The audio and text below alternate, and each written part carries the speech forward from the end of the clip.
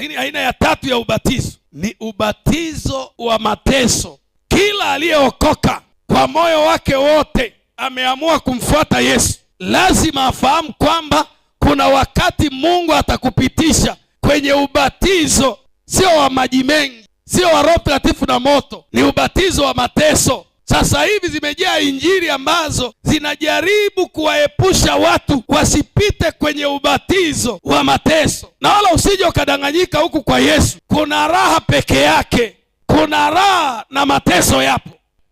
Usije ukafikiri huku tumeitwa kuja kuimba tu nyimbo, tununue magari, tujenge nyumba, tukae tustarehe. Elewa pia kuna ubatizo wa mateso.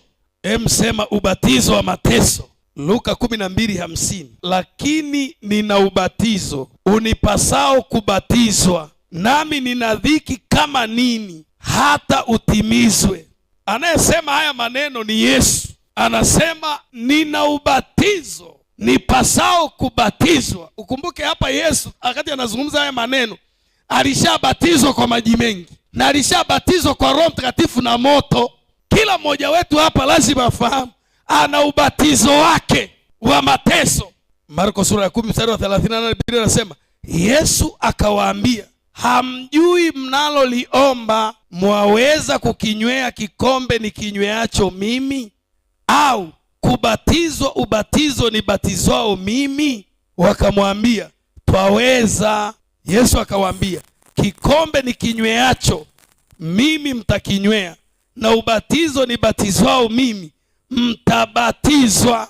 Kila mmoja wetu ana wakati wake wa kubatizwa ubatizo wa mateso.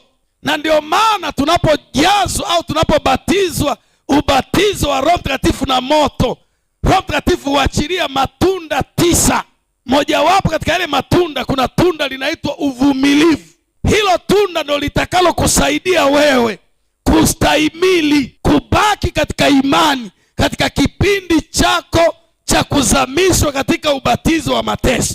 Kinyume cha hapo utamkana Yesu hata mbele ya kijakazi. Si tu kwamba umekuja ili upate raha peke yake, kuna kikombe cha ubatizo wa mateso.